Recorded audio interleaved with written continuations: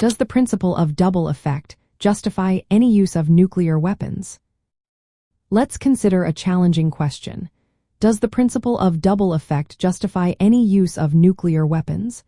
This principle is a moral framework that evaluates actions causing both good and bad effects. It has four key conditions that must be met for an action to be considered ethically acceptable. First, the action itself must be morally good or neutral. When it comes to nuclear weapons, the act of using them typically results in massive destruction and loss of civilian life.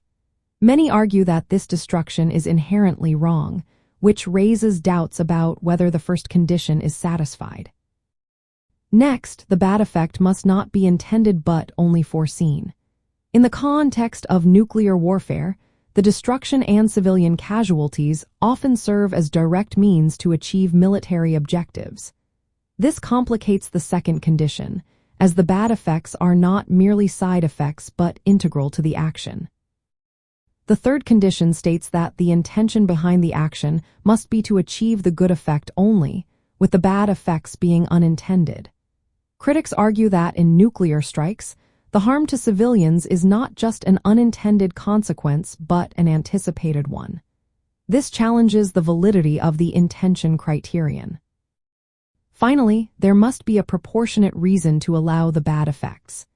Given the catastrophic humanitarian and environmental consequences of nuclear weapons, many ethicists question whether any military or political goal could justify such extreme harm.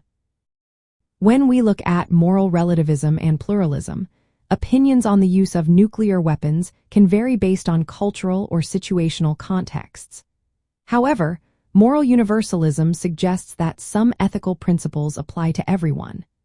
This often leads to the rejection of nuclear weapons as they conflict with fundamental moral prohibitions against mass harm to civilians. In practice, some have tried to use the principle of double effect to justify limited or defensive nuclear strikes.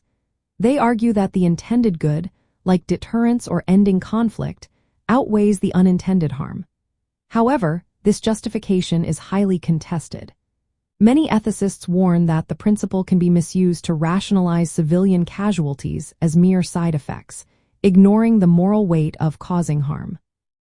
In summary, the principle of double effect does not easily justify any use of nuclear weapons.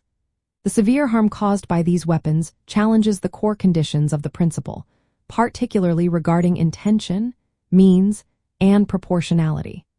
Ethical debates continue about whether any nuclear action can meet these strict criteria, reflecting broader tensions between moral universalism and relativism in assessing such serious matters.